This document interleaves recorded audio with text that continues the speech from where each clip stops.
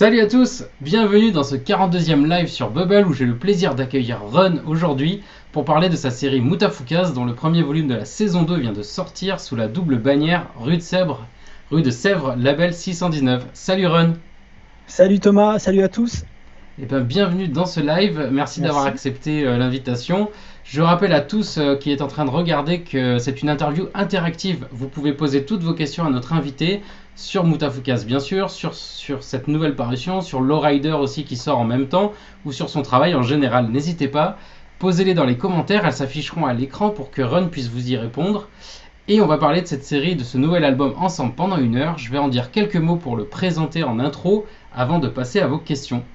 Alors, c'est le premier volume d'une saison 2 qui s'inscrit dans la suite directe des 5 premiers volumes, regroupés en intégrale aujourd'hui et qui explorait l'invasion de Dark Mid City par des extraterrestres à travers les yeux d'Angelino et ses potes Vince et Willy. Dans ce nouvel arc, on retrouve Lino et Vince qui essayent de reprendre une vie normale, mais la menace des machos planqués sur la Lune et une certaine branche de l'armée va les pousser à fuir et à se lancer dans un road trip à travers les USA, avec pour première mission de retrouver Willy qui a disparu, et tout ça à bord d'un camping-car de rêve.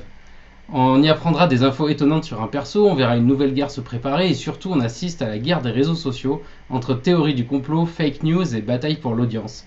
Malgré le côté décalé, exagéré et loufoque de l'univers, on n'est souvent pas très loin de la réalité derrière les caricatures de Trump, de Quanon ou des youtubeurs politiques.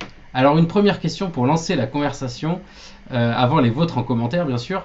D'où vient cette envie d'une suite directe Run après la clôture du tome 5?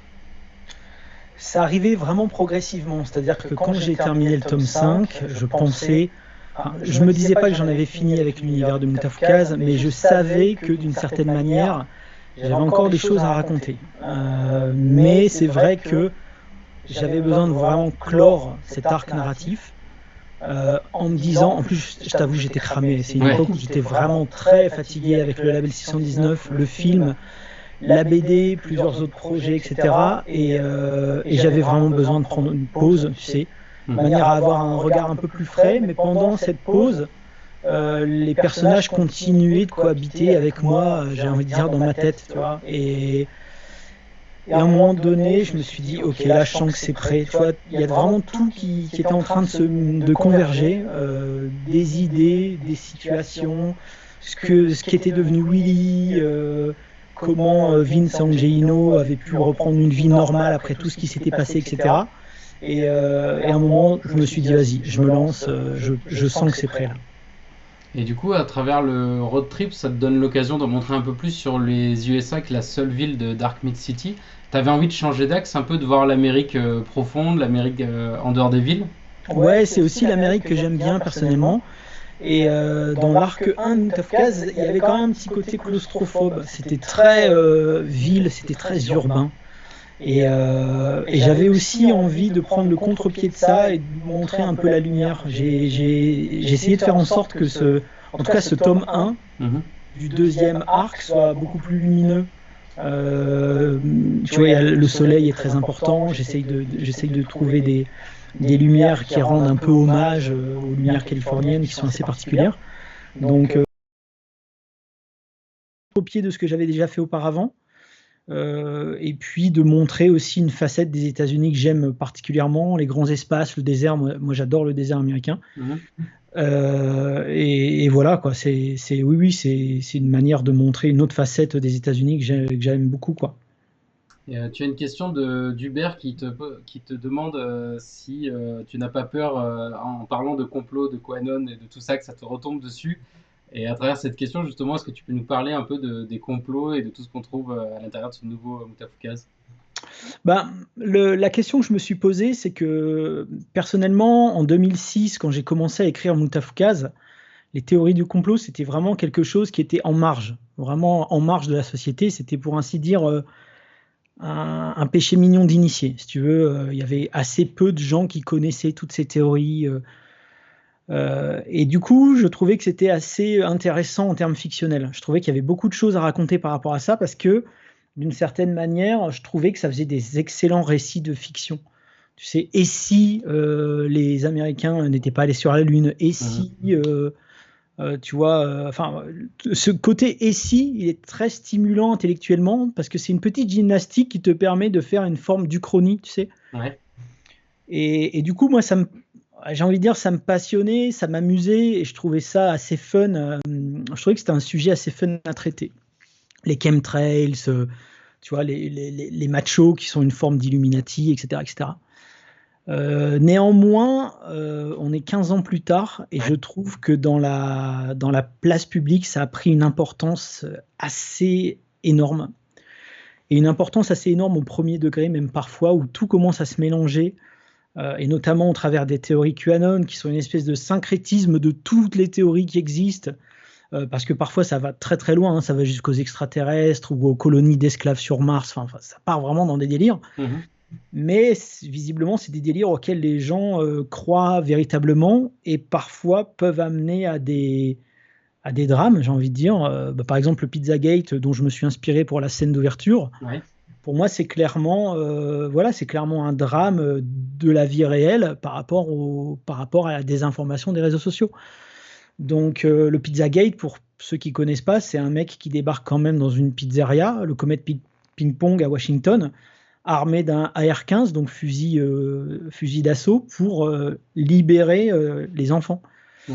Parce qu'il y avait une campagne de désinformation sur les réseaux qui disait que la Maison-Blanche utilisait des codes, des noms de code pour récupérer des enfants, et les noms de code, c'était des noms de pizza. Donc bon, je vous passe les détails, mais en gros, derrière ça, il y a un complot autour de l'adrénochrome qui est en fait prélever le sang d'enfants pour rajeunir les cellules des élites. Donc les élites, le Deep State, les Illuminati, on ne sait pas bien, mais en tout cas, voilà. Et tout ça, ça pourrait prêter à sourire, si ce n'est qu'un jour, il y a un mec qui débarque avec un fusil d'assaut réel dans une pizzeria réelle et qui menace réellement des gens. Donc c'est un peu ça que je voulais traiter au travers de ce tome 1 de l'arc 2, et même au travers de l'arc 2, tout simplement, sans pour autant poser un jugement. C'est-à-dire que je me pose en tant que, j'ai envie de dire, observateur de ce chaos ambiant. Et j'essaye de ne pas juger mes personnages. Tu vois, même les plus loufoques, même ceux qui sont les plus barrés, je les pose. Et voilà. Et justement, tu commences ton histoire dans un resto de sushi plutôt que dans une pizzeria. Et il y a Charles qui te demande pourquoi cette évolution vers un univers plus japonisant. Alors, pas tant que ça, hein, parce que dans l'arc 1 de Mutafukaz, il y avait quand même toute une partie qui se déroulait dans le Little Tokyo. Une partie qui était d'ailleurs en noir et blanc avec des ninjas, etc. Donc ça faisait déjà partie de l'ADN de Mutafukaz, et il se trouve que à la fin du tome 5 de Mutafukaz, Angelino se retrouve livreur de sushi pour les filles du clan avec lesquelles il s'était battu dans ce tome 2. Donc c'est pas beaucoup plus japonisant que ce que j'avais fait dans l'arc 1. Mais c'est vrai que ceux qui ne sont pas allés jusqu'au tome 5 peut-être sont un peu surpris d'évolution, mais en fait c'est dans la suite logique de ce qui s'est passé dans l'arc 1 qu'on ne voit pas dans le film. Oui, c'est peut-être pour ça. C'est peut-être pour ça. Et Stéphanie te demande, elle dit, j'ai été surpris graphiquement par ce Mutafukaz 2, le premier arc qui met un style différent, une rupture graphique. Pourquoi un peu ce changement? Pourquoi il y a une petite atmosphère qui change comme ça? Alors, de quelle rupture elle veut parler? Parce que moi, j'ai pas la sensation d'être vraiment en rupture. Après, mon style a évolué, donc je sais pas si elle parle à partir du tome 1 de l'arc 1 ou à partir du tome 5 de l'arc 1, parce que déjà, il y a déjà une évolution pendant les 5 tomes. Par contre, effectivement, si elle veut parler de la couleur et du côté peut-être un peu plus lumineux, etc., ça rejoint ce que je disais tout à l'heure, à savoir que je trouvais que l'arc 1 était très urbain, très claustrophobe, et j'avais envie de prendre ce contre-pied en montrant des grands espaces, en montrant du soleil, en montrant, tu vois, la mer. C'est un truc que j'ai jamais montré dans Mutafukaz, la mer. Ouais. Tu vois. Donc j'avais envie de montrer ça aussi. Bon, après, c'est un tome 1. Hein. Là, je peux pas vous montrer ce que je suis en train de faire pour le tome 2. Mais on retrouve une forme de claustrophobie à partir du milieu du tome 2. Mais ouais, avec ce tome 1, j'avais envie de repartir sur quelque chose de plus lumineux, en fait. Et Jonathan te demande, tu as évoqué le film, est-ce que ces nouveaux volumes présagent aussi un nouveau film plus tard? Bon, c'est pas prévu du tout. Après, pour dire les choses tout à fait honnêtement, si jamais il y a un producteur qui tape à la porte en disant j'ai envie de faire la suite de Mutafukaz, c'est un truc que, enfin, je serais ravi, hein, on en discuterait.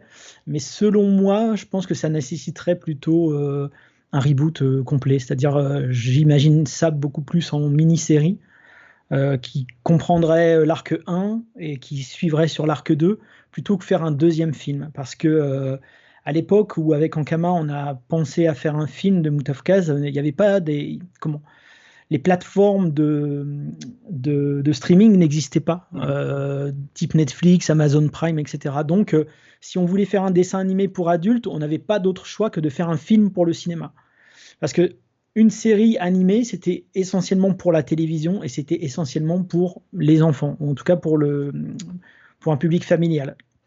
Il y a vraiment que le cinéma qui nous permettait de faire quelque chose d'un peu plus edgy, mais je pense que c'était pas forcément le meilleur format pour adapter 600 pages de BD. Ouais. Même si voilà, je trouve que le résultat est cool et satisfaisant, il y a plein de choses, il y a plein de bonnes idées de mise en scène et tout. On a vraiment fait j'ai envie de dire ce qu'on pouvait par rapport au matériel de base. Néanmoins, je suis toujours un petit peu frustré d'être passé à côté de certains arcs narratifs, notamment avec les Yakuza, notamment avec les montres religieuses ou même la destruction de Dark Mid City, etc. Donc ça c'est quelque chose auquel je pense. Bon, par contre, il n'y a rien dans les cartons, mais c'est quelque chose auquel je pense de plus en plus, j'ai envie de dire. Et tu as Mo Rétro et le Duc du Tromblon qui te posent tous les deux la question. Ouais, les Ducs. Tu en es où de l'écriture dessin sur la suite des albums de cet arc 2? Alors, j'ai mon InDesign qui est ouvert là. Je Ouais. crois que j'en suis à la page. Attends. Je vais essayer de ne pas faire de bêtises pour pas qu'on soit coupé. Je crois qu'en termes d'ancrage, j'en suis à la page 65, un truc comme ça. Non, non, même plus que ça. J'en suis à la page 85 en ancrage. Puis après, tout le reste, c'est du découpage. Et j'ai pas encore vraiment attaqué la couleur. Donc, je suis quand même plutôt bien avancé. Ouais.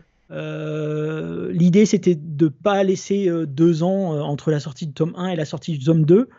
Je pense qu'un an, ça sera très court, mais pourquoi pas, je vais essayer de faire de mon mieux pour que ça sorte vite, quoi. Et du coup, avant d'attaquer, tu avais quand même scénarisé l'ensemble de tous les volumes, j'imagine. Tu t'es lancé là-dessus ou tu te laisses un peu de surprise pour la suite? Je me laisse un peu de surprise. Alors, pour dire les choses tout à fait, de manière tout à fait transparente, au début, j'avais envisagé de sortir cet arc 2 comme les chapitres de Muta 86 ou de Putamadre ou Lobaloka, c'est-à-dire en petits fascicules. Et je me suis rendu compte que ouais, c'était peut-être pas la meilleure idée pour le projet. Donc donc j'ai basculé vers le 144 pages pour renouer un petit peu avec les tomaisons comme elles étaient dans l'arc 1 initialement. Mhm. Et ce faisant, je me suis octroyé un peu plus de, j'ai envie de dire, un peu plus de liberté, même par exemple dans le road trip, j'avais vraiment envie qu'on soit avec eux sur la longueur. Ce qui fait que ce tome 1, finalement, c'est une espèce de grosse introduction, c'est un gros préparation paiement pour ce qui va suivre. Mais j'avais envie qu'on prenne notre temps, j'avais aussi envie de commencer fort et puis ensuite de relâcher la pression, de faire que le danger est derrière et pas vraiment qu'ils profitent parce qu'ils sont toujours un peu quand même en galère dans le camping-car, mais en tout cas qu'il n'y ait pas cette urgence permanente qu'il y avait dans l'arc 1, Ouais. qu'on soit un petit peu avec eux, comme si on allait en vacances. Et surtout, moi, j'ai écrit je pense que c'est important aussi de noter, mais j'ai écrit ce tome pendant le confinement Mhm. et j'avais besoin d'évasion. J'étais entre mes 4 murs. J'avais vraiment besoin de m'évader par-delà les planches, par-delà les décors, les paysages, etc. Donc ça contribue aussi au fait que c'est une longue introduction à ce qui va suivre. Tu as une question d'Hubert qui te demande qu'est-ce que l'arrivée chez Rue de Sèvres apporte pour le lancement de cette nouvelle saison?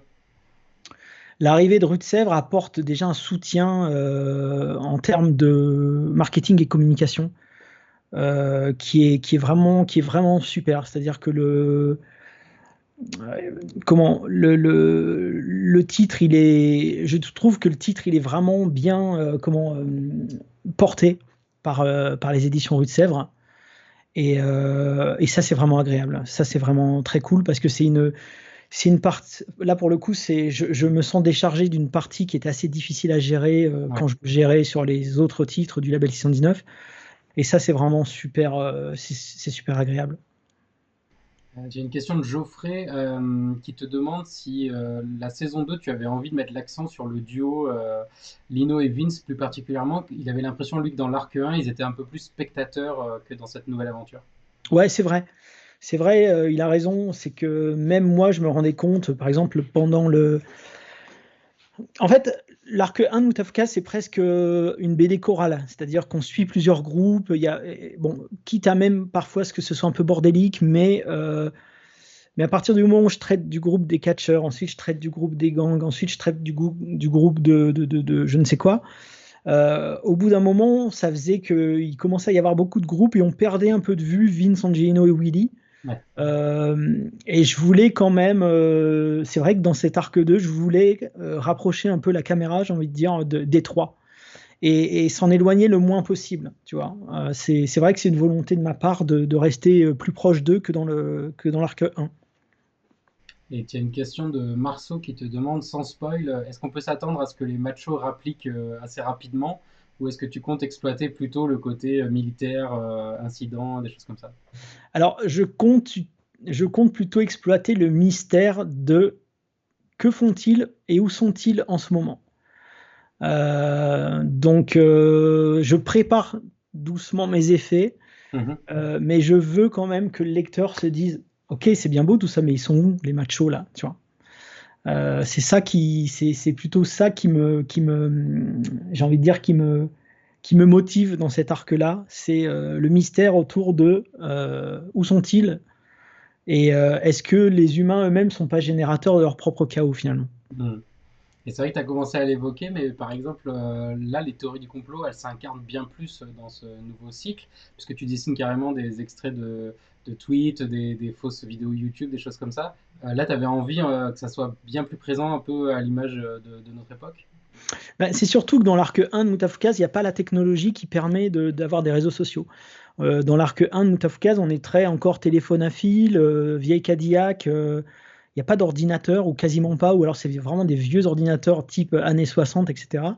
Et la technologie téléphone portable arrive à la fin de l'arc 1, c'est-à-dire dans le tome 5 de Moutafukaz. Donc les réseaux sociaux, c'est quelque chose que je n'ai jamais traité dans l'univers de Moutafukaz. Et la grosse question que je me suis posée, c'est, sachant que dans l'univers de Moutafukaz, le complot existe réellement, Mhm. il y a un vrai complot dans Moutafukaz, comment je traite des théories du complot, sachant qu'il y a un vrai complot? Donc, ben, par le chaos, tout simplement. Tu vois, quand on regarde ces pages, quand on regarde les gens, comment ils interprètent. euh, Mon idée, c'est, sachant que le gouvernement a menti et sachant que les gens sont au courant de ce mensonge, ou en tout cas ont des gros doutes par rapport à la parole du gouvernement, dans quelle mesure on peut encore les croire et dans quelle mesure les gens ne s'inventent pas des réalités alternatives dans lesquelles ils trouvent toutes les réponses à leurs questions. Mhm. Et ça, je retrouve vraiment ça dans les réseaux sociaux. Et là-dedans, je fais apparaître un personnage mystérieux qui est cette espèce d'oméga dont on ne sait pas grand-chose, qui vient, j'ai envie de dire, rajouter du chaos par-dessus le chaos. Mhm. Et ça, justement, les incursions de téléphone, de fausses vidéos, des choses comme ça aussi, j'ai trouvé que c'était intéressant. Ça fait des ruptures, un petit peu comme notre attention. On n'arrive plus maintenant à se concentrer très longtemps. On est obligé de regarder notre téléphone, on a une notification, des choses comme ça. Est-ce Ouais. est-ce que tu as ponctué comme ça? C'était un peu conscient ou pas forcément? C'est pas tant par rapport à l'attention, mais je trouvais que narrativement, on pouvait en dire beaucoup plus avec juste un tweet sur un écran de téléphone que mettre en scène ce tweet au travers d'une scène qui va se passer sur 2 ou 3 pages, finalement pour dire exactement la même chose. Donc je me suis dit, non, c'est bien qu'on ait les réactions à chaud des gens, un petit Ouais. peu comme si nous-mêmes on était spectateurs de ce qui était en train de se passer, comme si cet événement, par exemple le Pizzagate, s'était réellement passé dans notre vraie vie. Et là, on regarde notre téléphone portable et on scrolle l'écran et on voit ce que les gens pense de l'événement. Et en fait, tout le monde est à côté de la plaque en vérité. Et du coup, le fait de, je continue sur le dessin, est-ce que le fait de reprendre le dessin, parce que tu as fait beaucoup de scénarios en fait ces dernières années, est-ce que le fait de te relancer dans un projet comme ça au long cours, c'était pour toi une envie ou plus un défi, tu t'es remis dedans? Ouais, c'était ouais, une forme de défi. Bon, après, c'est pas Schwarzenegger qui arrête la muscu et qui reprend la muscu, tu vois, tu vois ce que je veux dire? C'est quand même, je continuais quand même à dessiner, même dans les doggy bags, etc. Mais c'est vrai que je me suis dit, à partir du moment où j'ai voulu faire la suite de Moutafkaz, je me suis dit, il faut que je la fasse. Il faut que ce soit moi qui la fasse. Tout simplement parce que j'ai quand même malgré tout cette vision de à quoi ça doit ressembler et puis des envies surtout, des envies de partage par rapport à effectivement à des décors, à des scènes. Et puis voilà, donc quand c'est comme ça, je passe outre mes propres complexes, etc. Et je me Mhm. dis, ok, vas-y, ça va durer un petit moment. Tu en as pour facile 3 ans, 3 ou 4 ans pour faire les 3 tomes, mais tu peux pas y couper. Et tu as une question de Mo Rétro justement qui demande sur Lowrider. Est-ce que tu as d'autres projets comme ça à moyen terme d'histoire, de choses comme ça? Est-ce que tu en co-signes une avec Guillaume Singelin dans le premier volume là, qui va juste de sortir, Monsieur Sato, ouais. Sato? Et est-ce que du coup tu en as d'autres projets, il te demande? Ouais, alors il y en a plein. Alors, ce qui est assez marrant, c'est que nous, on joue avec beaucoup de temporalités différentes, mais Ouais. il y a déjà beaucoup de projets lancés. Tu vois, alors parfois les gens, ils ont l'impression que tout sort d'un coup, alors que les choses sont faites vraiment sur le long cours. Il y a des choses qui ne sortiront que dans 1 an ou 1 an et demi et qui sont déjà terminées, Ok. en tout cas de mon côté. Donc oui, j'ai déjà scénarisé d'autres projets, co-scénarisé d'autres projets. Et tout ça va sortir au fur et à mesure. Pour l'instant, c'est vrai que bon, là, ça a été très très intense pour le lancement chez Rue de Sèvres. Et là, il y a un projet très important avec Florent Maudou qui s'appelle A Short Story, qui relate la vie d'Elizabeth Short avant qu'on ne découvre son cadavre coupé en deux, l'affaire du Dahlia Noir de 1947. Donc, on est en train de bosser là-dessus. Ça a été très, très, très, très intense en termes de documentation, de recherche, etc. Et ça, là, pour l'instant, c'est la balle est dans le camp de Florent. Là, il est en train de dessiner, il est en train de faire un travail exceptionnel. Mais voilà. Mais moi, me concernant, je vais un petit peu freiner l'écriture. Je sais aussi qu'en ce moment, il y a un projet en cours de gestation avec Rours. Mhm. Mais je vais un peu freiner l'écriture de manière à pouvoir vraiment me concentrer sur la suite de l'arc 2 de Moutafoukaz. Et tu as une question de Naiko Jos qui te demande 4 ou 5 doigts dans Boutafukaz et pourquoi? Alors les 4 doigts, alors au début, tous mes personnages avaient 4 doigts, au tout début, quand j'avais fait Moutafoukaz, tout simplement parce que les personnages principaux, Vince Angelino, avaient 4 doigts, et du coup je m'étais dit, bon, bah, pour être logique, il faudrait que tous les personnages aient 4 doigts.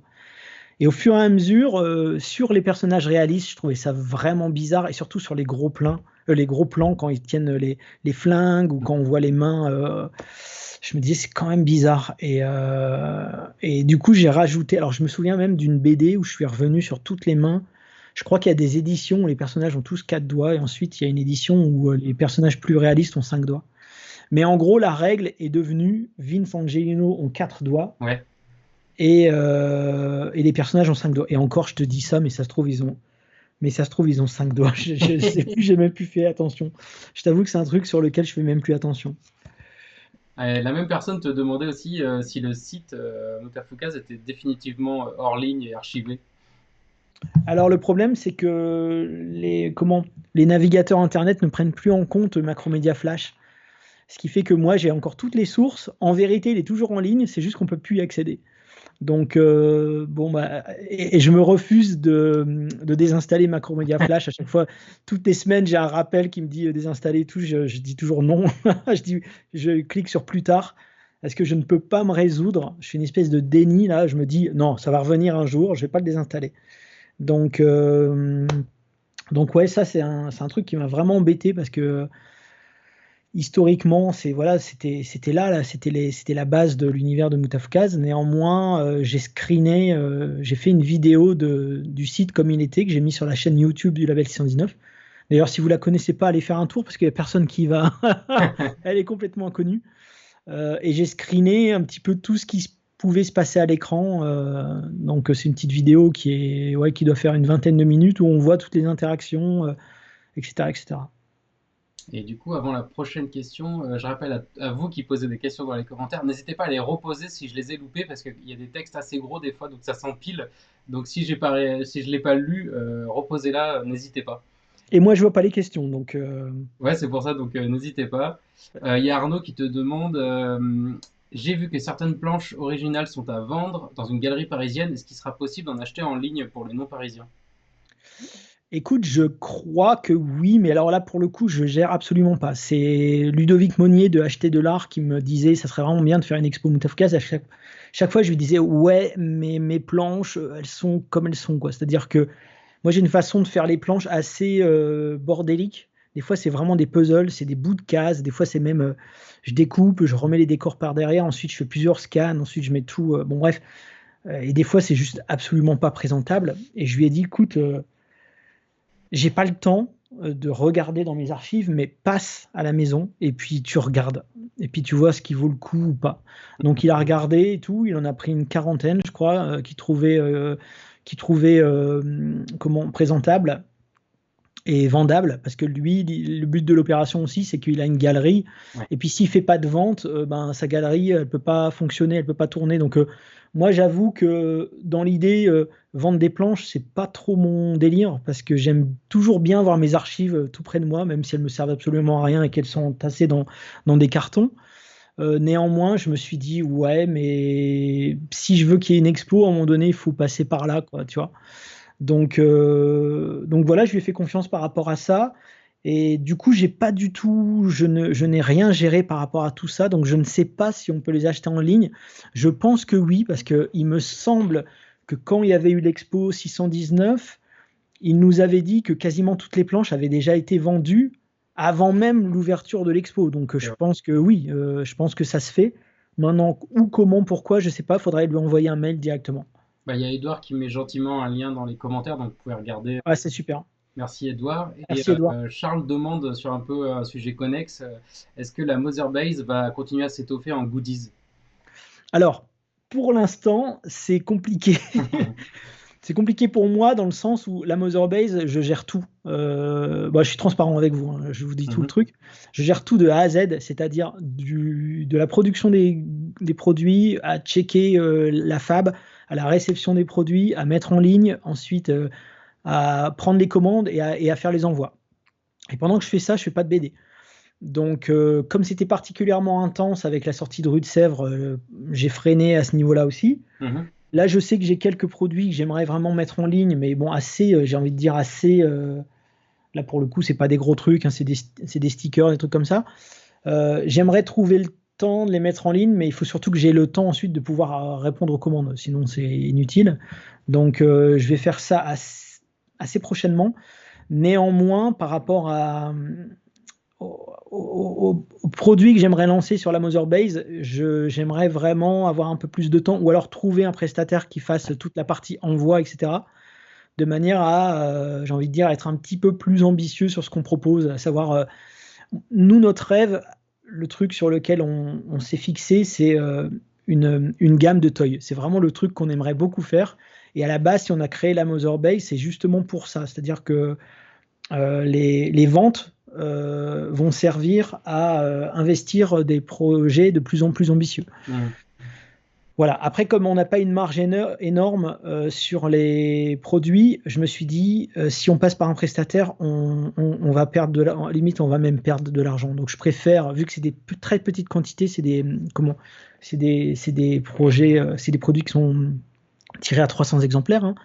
Donc, du coup, le coût à l'unité est assez élevé. Et si en plus on doit payer un prestataire pour faire le job d'envoi, ça va juste. Je ne sais même pas si on rentre dans nos frais, si tu veux. Donc voilà où on en est, mais c'est quelque chose sur lequel on bosse là, en ce moment, on y réfléchit sérieusement. Bon, top. Valentin te demande comment s'organise le travail au sein du label 619. Est-ce que vous travaillez ensemble ou chacun est solo? Est-ce que tu peux en dire un peu plus? Alors, en fait, les gens s'imaginent. Alors, pendant longtemps, les gens se sont imaginés qu'on était tous dans le même atelier, Hmm. tous dans le même bureau. C'est pas du tout le cas, hein. Moi, pendant 13 ans, je bossais chez Ankama. J'étais salarié chez Ankama pour m'occuper du label 619 de la collection, ce qui fait que je centralisais tout. Les auteurs bossaient chez eux, m'envoyaient leurs projets, on discutait beaucoup par téléphone, par Skype, ou alors parfois ils venaient chez Ankama et voilà, on faisait des réunions de travail. Mais parfois, et bien souvent, les auteurs ne se connaissaient pas entre eux, quoi. Euh, Maintenant, depuis 2019, je co-dirige le label 619 avec Guillaume Saint-Gelin, Florent Maudou et Mathieu Bablet. Et là, pour le coup, on fonctionne de manière un peu différente, c'est-à-dire que quand on a un coup de cœur pour un projet, euh, tout ne passe plus par moi uniquement. Ouais. C'est-à-dire que moi, je continue à faire les projets, etc. Mais par exemple, on va prendre le cas un cas de figure récent. Il y a des gens qui ont plus d'affinité avec l'univers de Mathieu, qui vont envoyer un projet à Mathieu parce que c'est de la SF, etc. Mhm. Et Mathieu, il a plus cette fibre, il a plus aussi les références il est plus légitime tout simplement pour suivre un projet de SF que moi, par exemple. Donc dans ce cas-là, si Mathieu a un coup de cœur pour le projet, on dit bah vas-y, tu le gères. Donc à ce moment-là, c'est lui qui le gère. Et le gérer, ça veut dire bah, les discussions avec l'auteur, le suivi des planches, le suivi avec Rue de Sèvres, et puis ensuite l'accompagnement lors de la sortie en termes de com, en termes de marketing, etc. etc. Donc voilà, en ce moment, c'est comme ça qu'on fonctionne. Mais on est tous aux quatre coins de la France. Florent, il est à Lyon, Guillaume, il est à Paris, moi, je suis ici à Lille, et puis Mathieu, il est à Grenoble. Et est-ce que du coup, vos propres projets, vous vous les soumettez? Est-ce que toi, par exemple, quand tu travailles sur ton projet, tu demandes des avis? Tu fonctionnes comment aussi? Ouais, alors des fois, c'est très variable, mais oui, effectivement, moi souvent, je peux appeler Florent au téléphone en lui disant, écoute, je suis dans une impasse scénaristique, là, je n'arrive pas à m'en sortir parce que le personnage, je sais pas pourquoi je l'ai fait aller là. Maintenant, je suis coincé avec cet élément. Qu'est-ce que t'en penses et tout. Puis souvent, la situation, j'ai envie de dire, se- on trouve la solution par la discussion. Hmm. Donc, dans ce sens-là, oui. Après, est-ce qu'on se soumet les projets? Non. C'est beaucoup, j'ai envie de dire, c'est une énergie qui circule. On sait que quand, de temps en temps, on a un petit coup de mou, on peut compter sur les uns sur les autres. Moi, de temps en temps, la fois dernière, j'avais un gros problème de posing avec Angelino. Je dis, putain, j'y arrive pas. Donc, je demande à Blacky.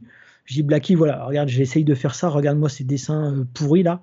Et puis lui, en 2 secondes, il va faire le truc. J'ai dit, putain, merci, tu m'as débloqué le truc. Tu vois, donc c'est plus un travail comme ça. Et ensuite, avec les auteurs qu'on suit, il y a un référent. C'est-à-dire qu'on ne va pas commencer à interférer dans le Ouais. projet de l'autre. Si Mathieu suit un gars, c'est Mathieu qui suit le gars, c'est pas les autres. Donc, on est là si jamais il a besoin, mais on va pas commencer. Chacun va pas commencer à donner son point de vue parce que là, le pauvre auteur, il va plus et tu vois, il va pas s'en sortir, quoi. Donc, c'est juste un projet, un référent. Et puis on fait en sorte que l'énergie circule de manière organique. Et puis c'est vrai que ensuite on s'envoie aussi les PDF pour relecture, voir un peu qu'est-ce que vous en pensez, etc., etc. Mais ouais, on fonctionne comme ça, quoi. Il y a Jaco qui demandait pourquoi avoir changé d'éditeur, mais tu as répondu. Donc, Jaco, tu peux revoir le replay de la vidéo juste après, donc n'hésite pas. Arnaud, tu demandais aussi pour les planches, c'est la galerie Acheter de l'art, mais tu pourras revoir aussi le lien qui repassera tout à l'heure. Et Adspray te pose une question, est-ce que tu pourrais envisager de faire des one-shot Mutafuka sur des persos en particulier, genre une histoire sur Willy, une histoire sur Crocodile, ou des choses comme ça? Ouais, c'est quelque chose que je pourrais envisager, mais que pour l'instant je n'envisage pas dans le sens où j'ai pas envie de tirer sur la corde, en fait. Voilà, l'idée, c'est de me dire, si jamais il y a une énergie, un truc, il y a un vrai truc qui pop, oui, je ne m'empêcherai pas de le faire, mais je veux pas non plus me forcer à faire des choses. Ouais. Par exemple, sur Willy, je pense qu'on pourra en découvrir un peu plus, par exemple, dans le tome 2. Enfin, dans le tome 2, dans l'arc 2. Maintenant, j'ai pas envie non plus que ça devienne une espèce d'habitude que de sortir des projets, enfin tirer sur la corde de Moutafoukaz. Je pense qu'au bout d'un moment, j'aurais peut-être dit tout ce que j'avais à dire, plus ou moins. Une fois, je me souviens qu'il y a un gars pendant un festival qui me pointait un peu du doigt la question relative à l'appropriation culturelle, dans le sens où le fait de la manière dont je traitais les gangs de rue, c'était peut-être pas comme ci, comme ça, bon bref. Et je lui avais dit, bah, écoute, puisque tu as l'air concerné par le problème et tout, moi je t'ouvre les portes de mon univers Mhm. et je fais quelque chose avec ça, tu vois. Effectivement, tu as peut-être raison, peut-être que je suis pas légitime pour parler de ce genre de truc, mais si toi tu sens que tu l'es plus, moi ça me dérange pas si tu veux. Ça me dérange pas d'ouvrir mon univers à d'autres auteurs qui pourraient l'enrichir, apporter un autre point de vue, tu vois, peut-être voilà, moi je suis aussi un auteur dans le sens où je fais peut-être aussi des maladresses, peut-être que je commets des erreurs, entre guillemets, peut-être que. Mais je trouve que ça fait partie aussi du processus de création que de faire des maladresses et des erreurs. Donc, tu vois, pour moi, une BD, c'est pas une œuvre institutionnelle, c'est pas, tu vois, c'est une œuvre, tu vois, donc ça peut avoir des défauts, ça peut avoir des maladresses, et c'est pas bien grave. Mhm. Par contre, s'il y a quelqu'un qui considère que peut-être il a une bonne idée ou il pourrait faire mieux que moi sur certains points, etc., ben, il suffit juste d'en discuter et pourquoi pas. Tu vois, moi, ça me dérange pas d'ouvrir les portes de mon univers à des auteurs, tu vois, qui auraient peut-être un point de vue plus éclairé sur certaines choses. Et justement, il y a Jonathan qui dit qu'il a bien kiffé le premier Lowrider et il demande si tu cherches des scénaristes aussi. On cherche toujours des gens, en fait. On cherche toujours des gens. Après, sur le reader, alors moi je dis low reader pour faire vraiment la différence avec les low riders qui sont les voitures, tu sais, voilà. Low reader pour faire le petit jeu de mots avec les lecteurs.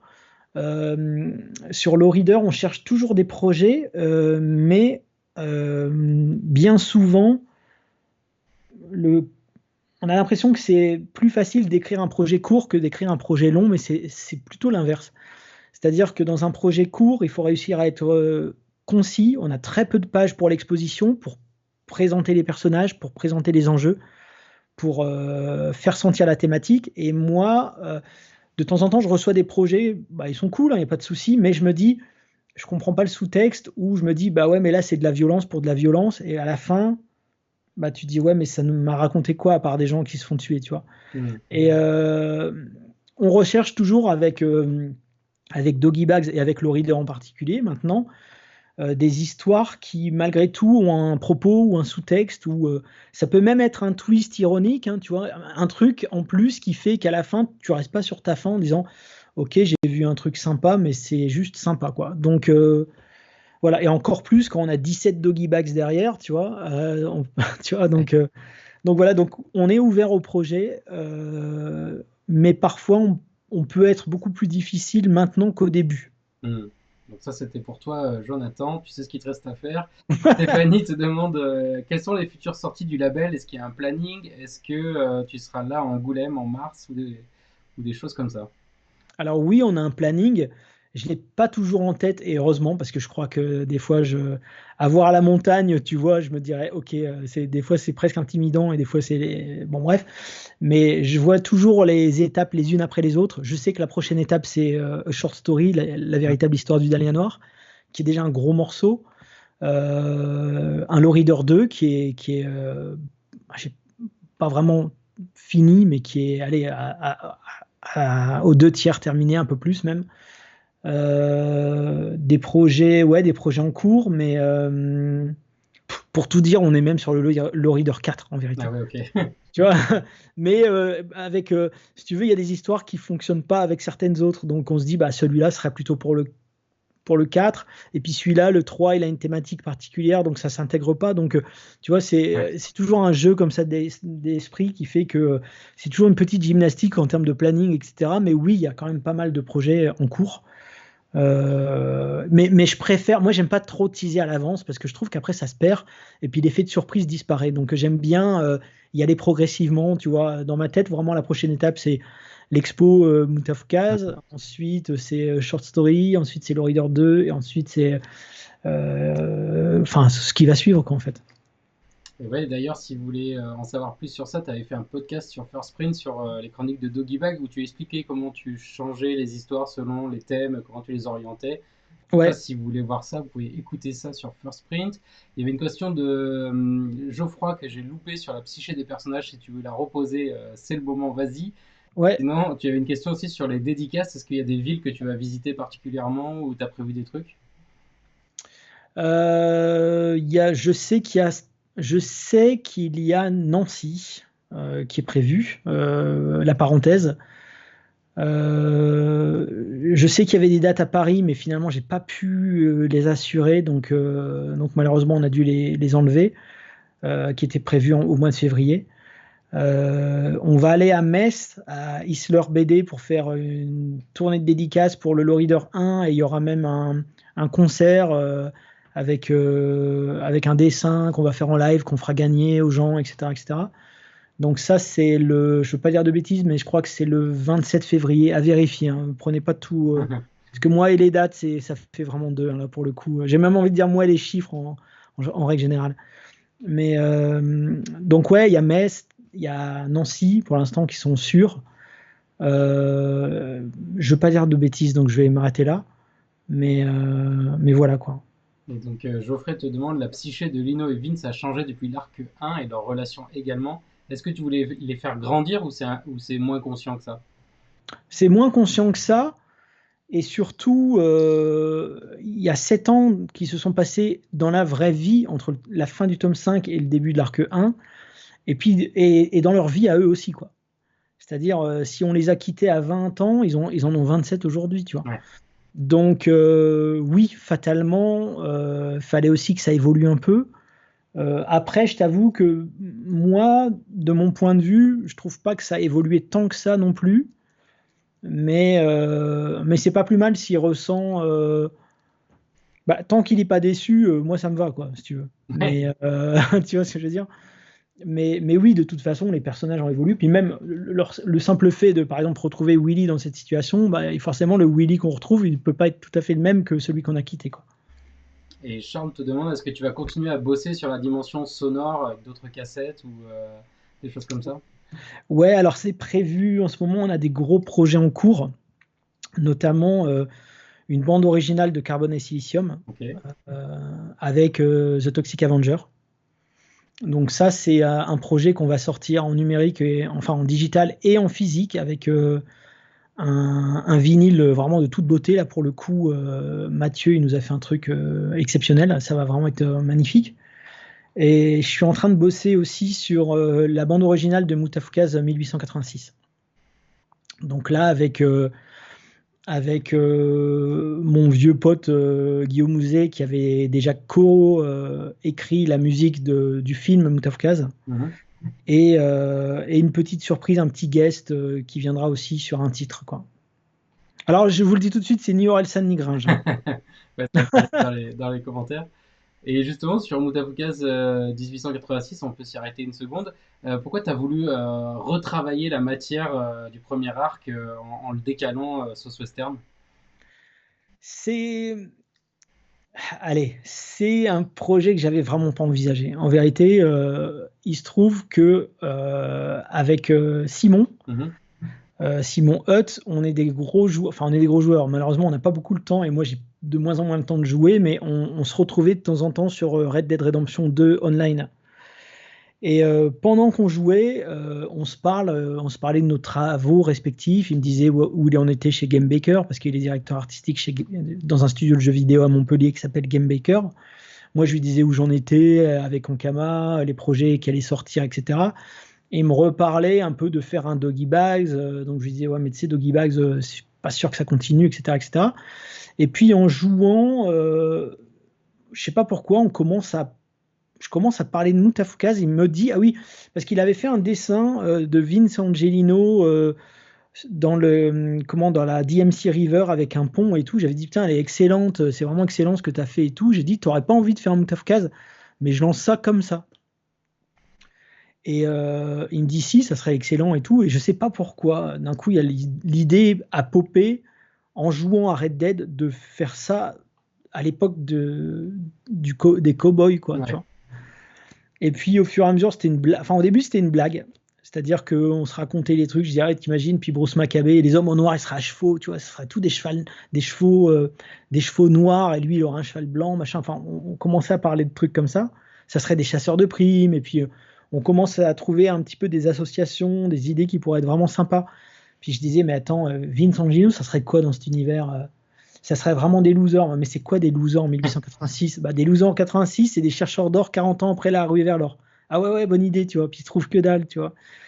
Et puis en fait, c'est tout. C'était une blague au début. Et puis en fait, la blague restait dans nos têtes. Et petit à petit, après, on se retrouvait sur Red Dead. Et puis on se disait, mais tu serais chaud de le faire, ce truc-là, si on le faisait vraiment sérieusement et tout. Et lui il disait, ouais, vas-y, je suis chaud et tout. Et puis un jour, il a commencé à me sortir des designs. Et puis quand j'ai vu les designs, j'ai dit, vas-y, on y va, on démarre. Donc ça a commencé vraiment comme ça. Ça a commencé par une envie qui est tombée de nulle part, j'ai envie de dire. Et en le faisant, je me disais, ça a énormément de sens par rapport aux thématiques de Moutafoukaz. Par rapport à la création de ce pays, tu vois, ce pays, la création de ce pays est très bizarre. Hein, les États-Unis, c'est vraiment un truc. J'ai trouvé qu'il y avait vraiment matière à développer quelque chose d'intéressant qui pouvait rentrer en résonance avec l'arc 1 de Moutafoukaz et faire miroir tout en déviant parfois les lignes narratives, quoi. Donc, ouais, c'est quelque chose qui m'a vraiment, j'ai vraiment adoré écrire. Ouais. Ça faisait une bonne transition avec Moutafoukaz 2. Et Maxence te demande, qui a l'air de connaître les bails, face au Loubar en comics, c'est envisageable ou pas? Je sens que Maxence, il a envie de s'y coller, quoi, face au Loubar. Mais de toute façon, là, pour le coup, Maxence, le scénario de face au Loubar, il serait. Je pense que je vais pas être trop pointilleux sur le scénar. Hein. Ça commence par une bagarre, ça termine par une bagarre. En fait, c'est une émission que j'ai enregistrée avec La Vignette, un podcast, et je montrais les bandes dessinées que je faisais quand j'étais en CM2, quoi. Et j'avais fait une série de bandes dessinées qui s'appelait Face au Loubar, et tout était prétexte à la bagarre et à la violence, quoi. Donc, donc voilà, je vois que j'ai des auditeurs de La Vignette dans le chat. Et si vous pouvez les voir aussi sur Twitter, sur le Twitter de Run, il a mis des photos en thread pour accompagner ce podcast. Comme ça, vous pouvez le voir en même temps, vous pouvez voir des extraits inédits. C'est magnifique. Il y a Neiko qui te demande un jour un jeu Moutafoukaz. Écoute, Neiko, j'adorais, moi, le jeu vidéo. C'est quelque chose que, je veux pas dire que c'est une passion, mais j'adore ce média. Je trouve qu'il cumule tout ce qu'on fait de mieux en ce moment en termes de storytelling, de graphisme, de plein de choses, de musique, puis techniquement, je veux dire, enfin, je trouve vraiment que le jeu vidéo, c'est extraordinaire. Et j'aimerais beaucoup. Et il y a eu des tentatives de jeux vidéo sur Moutafoukaz, mais qui n'ont jamais débouché sur quoi que ce soit. Donc moi, mon rêve, mais bon là, vraiment, c'est un rêve, mais c'est un open world dans Ark Mid City en ouvrant la zone au désert, etc. Ça, c'est un truc que j'adorerais vraiment avec des missions, etc. Mais ça, là, pour le coup, c'est trop énorme.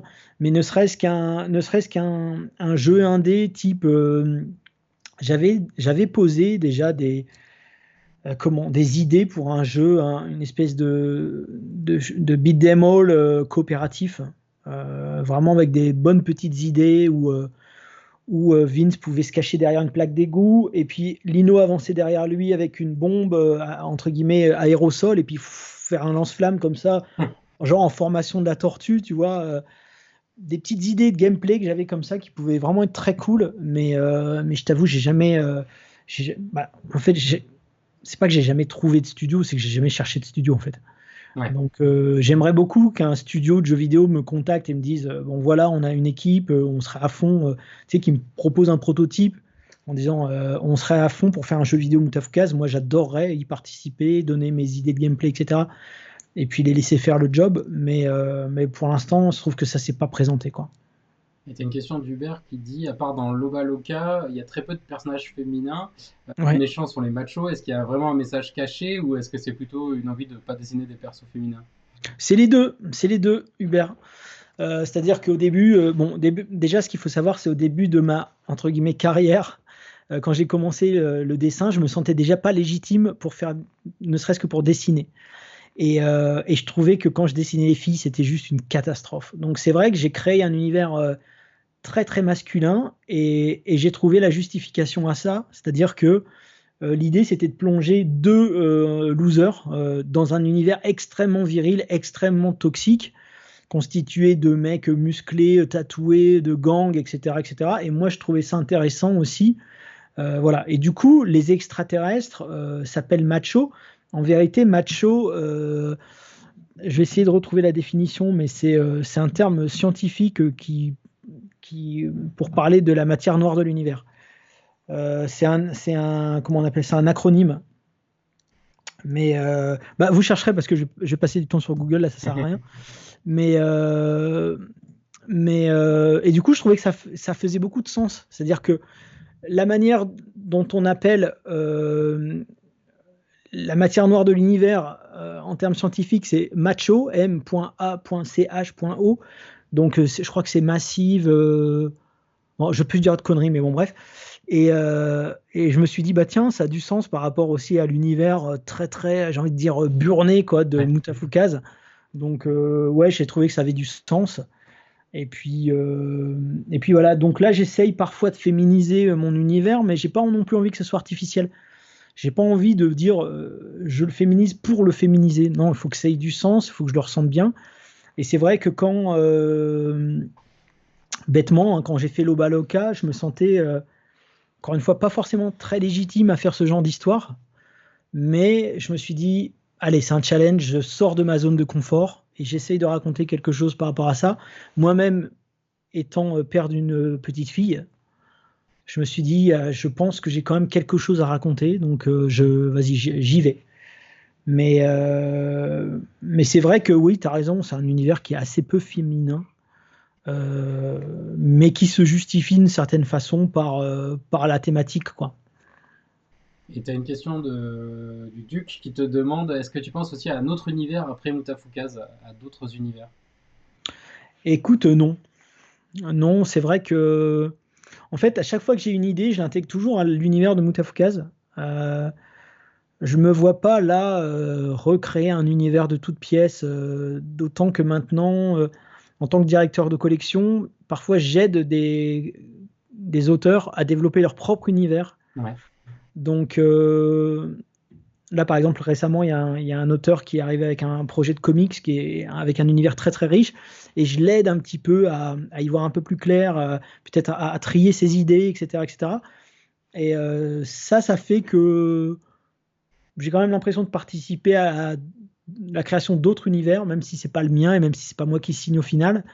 Mais ouais, non, j'ai pas d'autres univers en gestation là pour l'instant. Et juste avant la prochaine question, je vais faire un petit point sur le temps. Ça fait déjà 55 minutes qu'on est ensemble. Rod, tu as gentiment accepté de déborder un petit peu. Ouais, j'ai aucun souci par rapport à ça. Donc n'hésitez pas à en poser encore dans les commentaires pour continuer. Et moi j'avais une question par rapport au dessin. Comment tu travailles? C'est quoi tes outils? C'est quoi ta technique un petit peu? Alors, mes outils, c'est bête et méchant, hein, c'est des Stadler, tu vois. Alors, moins maintenant, parce que là, dans l'arc 2, j'ai fait pas mal de numérique, parce que par rapport à ma façon de bosser, je trouvais que. Enfin, j'ai pensé que je pouvais gagner du temps. En vérité, je ne gagne pas beaucoup de temps, parce que du coup, je zoome beaucoup sur mes planches, donc je suis perdu. Le temps que je gagne à scanner, à faire mon découpage, là, mon puzzle, je le perds maintenant à zoomer inutilement pour faire des détails qui sont même pas visibles à l'impression quasiment. Donc voilà. Et sinon, c'est basique, hein, c'est des feuilles. J'ai envie de dire, c'est des feuilles tout à fait classiques. Je bosse même pas sur des feuilles. Je bosse même pas sur des feuilles nobles, j'ai envie de dire. C'est vraiment des feuilles pour photocopie laser. Mais je trouve que le toucher est bien, et comme je fais mon découpage sur une feuille à part pour venir entre guillemets repasser les traits, l'épaisseur me convient parfaitement, parce que quand c'est du papier trop épais, des fois je me paume un peu dans mes traits, quoi. Et puis sinon, ouais, c'est des Stadler, j'ai envie de dire basiques, quoi, bêtes et méchants. Voilà. Là, dans le tome 1 de l'arc 2, j'ai fait beaucoup de numérique, mais j'ai des scènes en particulier dans le tome 2 qui vont nécessiter de revenir j'ai envie de dire, au feutre pinceau, au Stadler et tout, parce que j'ai envie que ce soit plus rugueux, j'ai envie que ce soit plus violent, moins sage, tu vois, quelque part.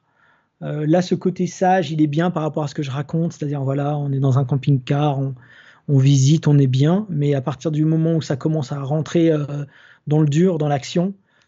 J'aime bien revenir j'aime bien gratter le papier, quoi. Ouais. Puis il y a même une partie, tu as une séquence un peu en couleur directe à l'aquarelle, là. Exactement, ouais. Et justement, Naiko te demande comment tu t'es formé à la couleur. Il a l'air de bien apprécier ton travail de la couleur. Écoute, c'est vraiment au feeling, quoi. Je pense même que j'utilise pas l'aquarelle comme on devrait l'utiliser en vérité. Moi, j'utilise ça comme si c'était de la gouache, sauf que c'est de l'aquarelle, quoi. Donc, parfois, je vois des tutos, les gens ce qu'ils font à l'aquarelle, je dis putain, c'est excellent ce qu'ils font, mais moi, quand je le fais, ça fait pas comme eux. Donc, je fais à ma méthode, mais ma méthode, ça rend pas l'aquarelle classique, quoi. Donc, j'ai envie de dire encore une fois, je fais avec les moyens du bord et j'essaye d'arriver à un résultat qui me satisfait. Mais, mais je serais vraiment mal placé pour donner des cours d'aquarelle parce que je pense que je fais pas ce qu'il faut faire en fait. Et Geoffrey te demande à propos du label 619, est-ce que c'est difficile d'être toujours innovant parce que depuis le début, tu proposes des projets assez différents. Et est-ce qu'avec le temps, c'est toujours difficile d'innover? Alors, je t'avoue que l'innovation, c'est pas dans nos prérogatives. On ne cherche pas, notre motivation, c'est pas dans l'innovation. Vraiment, notre motivation, c'est dans le kiff et le partage et le fait que les projets nous plaisent. Donc, ouais, donc voilà. Ça veut dire que moi, quand je reçois un auteur singulier qui me propose un truc qui me plaît,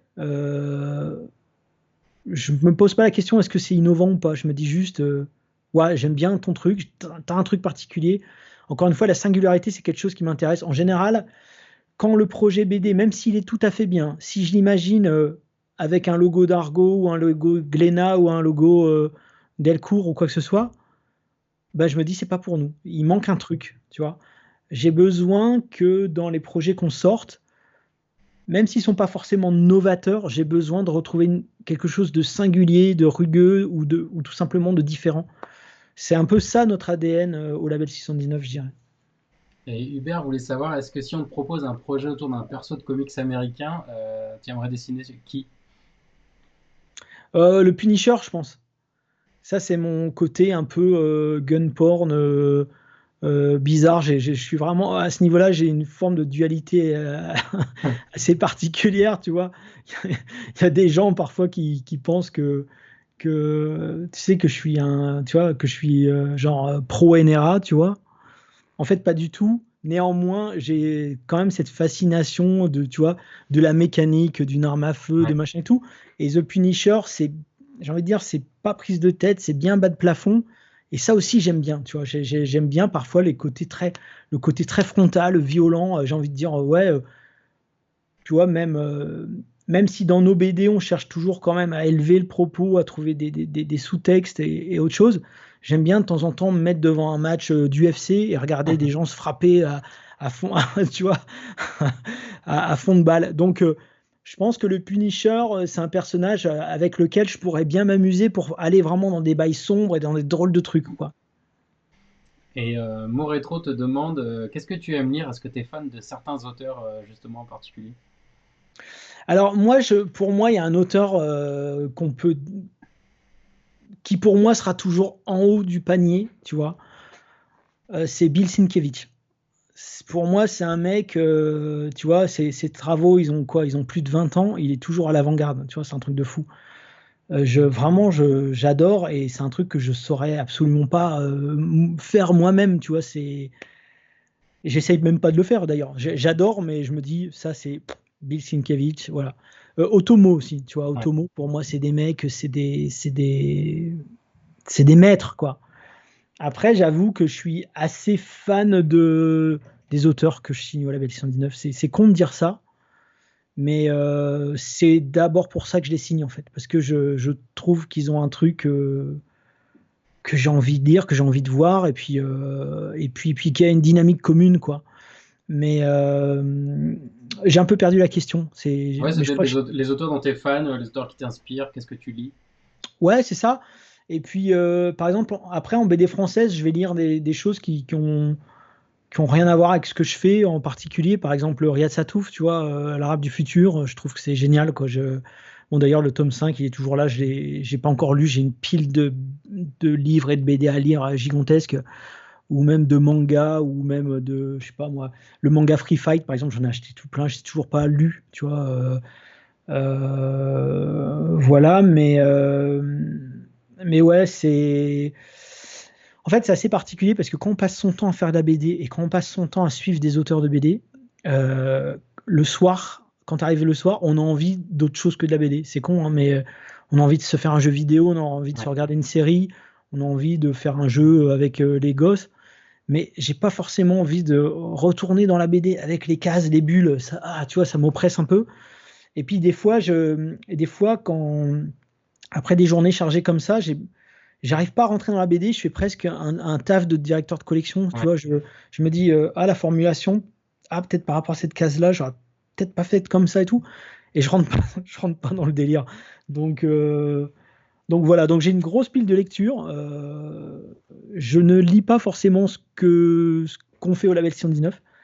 Mais voilà, après, voilà, je te dis, Bill Sienkiewicz, pour moi, et Otomo, c'est vraiment les références ultimes, mais que j'essaye pas ni d'approcher, ni de singer, ni de copier, parce que pour Ouais. moi, c'est au-delà, quoi.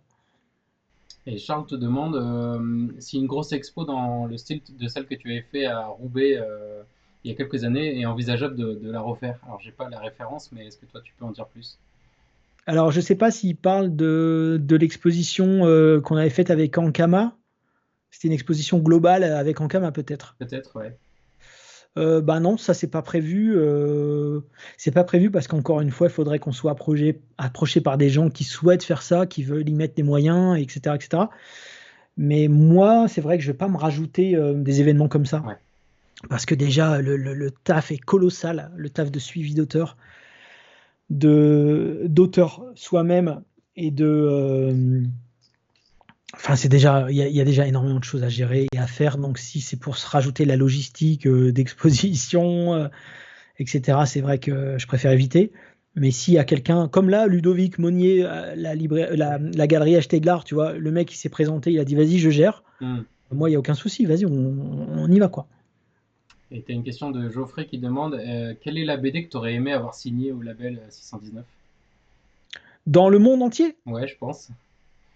La BD que tu as lue, que tu aurais aimé signer. bah, tellement de BD. Akira, tu vois, Gimme Liberty, de Frank Miller, tu vois. Mais il y en a tellement, je veux dire, toutes les BD qu'il y a derrière moi, tu vois. Même Last Man, enfin, tu vois, Last Man, moi, c'est un projet clairement Ouais. qui aurait eu sa place au label 619, tu vois. Pour revenir plus proche de nous, j'ai envie de dire.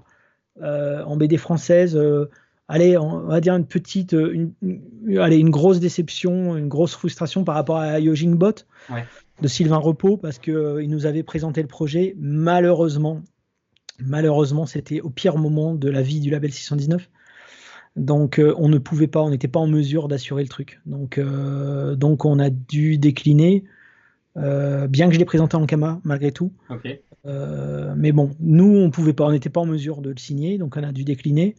Bon, voilà, c'est un regret, c'est une frustration, mais bon, je vois qu'on s'en occupe bien, tu vois, chez Dargo, donc voilà, je suis content pour lui.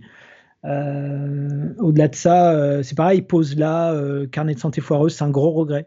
C'est quelque chose que j'aurais souhaité signer. Or, à ce moment-là, dans ma vie entre guillemets professionnelle, j'ai pas pu le signer, voilà, tout simplement. Mais sinon, ouais, il y a un tas de projets qu'on aurait souhaité signer au label 619, ouais. Et je fais juste une aparté pour Yojimbot. Sylvain sera l'invité du prochain live jeudi prochain. Donc, Excellent. soyez là Excellent. pour lui poser vos questions. Et pour Ankama, pour Pozla, c'est toi qui étais l'éditeur, parce que tu as été éditeur aussi pour Ankama. Tu étais son éditeur quand il faisait Business Monkey. Monkey Business, pardon. Monkey Business, ouais. Oui, et d'ailleurs, il a été beaucoup suivi par Yuck. Yuck, c'est un mec que j'avais rencontré dans mon ancien job à Teamschmann. Allez, ça fait quoi, 20 ans, peut-être même plus de temps que ça qu'on se connaît. Et je l'avais embarqué dans l'aventure Label 619. Et c'est vrai que lui, il avait, j'ai envie de dire, plus peut-être d'affinité avec le projet. Enfin, moi, j'adore le projet, hein, mais tu vois, bon, il se trouve que sur ce projet-là, il était bien en contact avec Pozla Ouais. et El Diablo. Et on a sorti, oui, donc Monkey Business, et ensuite Poseland m'a proposé Carnet de santé foireuse. Mais c'est vrai que on était en pleine, on va dire, réorganisation. Il y avait un turnover au niveau de l'édition qui a fait que j'avais un N+1 à qui je devais rendre des comptes, qui n'a pas souhaité le faire. Ok. Voilà. Et je reviens juste aussi sur ton travail, sur tes méthodes de travail. Comment tu bosses sur Mutafukaz, là, le premier tome du deuxième arc? Tu fais le scénar en entier, puis tu passes au découpage, ou tu te fais des séquences? Comment tu travailles concrètement? Euh, je, je sais où je vais, c'est-à-dire que j'ai un synopsis assez clair. Je me laisse quand même une part d'impro, Ouais. mais j'ai des scènes clés, j'ai des scènes pivots. Voilà, je les place. Et puis ensuite, entre les scènes pivots, je regarde un petit peu si elles sont proches les unes des autres. Et puis j'essaye de temporiser un peu avec des petits kiffs que j'ai. J'ai toujours des petites idées, des trucs que j'ai vécu ou quoi, que j'essaye de retranscrire dans la BD. Et puis je vois si j'en mets plus ou moins selon des petites anecdotes, des petits moments de vie, des trucs, des petites idées sympas. Là, par exemple, je sais que j'ai fait une petite scène qui ne sert à rien dans la narration. Euh, Encore que ça montre un peu la personnalité du personnage, mais il y a Vince qui reprend un petit peu la confiance à Vegas là, Ouais. tout le monde lui fait. Alors ça c'est un truc que j'ai vécu, c'est-à-dire qu'aux États-Unis, les gens se font beaucoup de compliments dans la rue, les inconnus, tu vois. Ça c'est un truc qui n'existe pas en France. Et du coup, dans la BD, j'ai fait que beaucoup de gens le complimentaient sur ses cheveux, sur ses flammes. Et donc, quand il rentre à la chambre d'hôtel, avant de ressortir, il essaye de coiffer sa flamme avec un sèche-cheveux et un peigne, tu vois. Bon, ça concrètement, ça ne fait pas avancer l'histoire, mais je me permets de le faire parce que c'est un truc que j'ai remarqué des États-Unis, surtout à Vegas d'ailleurs. Ouais. Et puis je trouve qu'à ce moment-là, cette scène-là montre quelque part, même si ça fait pas avancer l'histoire, ça montre que qu'il reprend un peu confiance et puis que pour une fois, et d'un coup, il prend conscience de son apparence, tu vois. Chose qui n'était jamais arrivée dans Ouais. tout l'arc 1 de Mutafukaz. Donc voilà des petites idées comme ça, par exemple.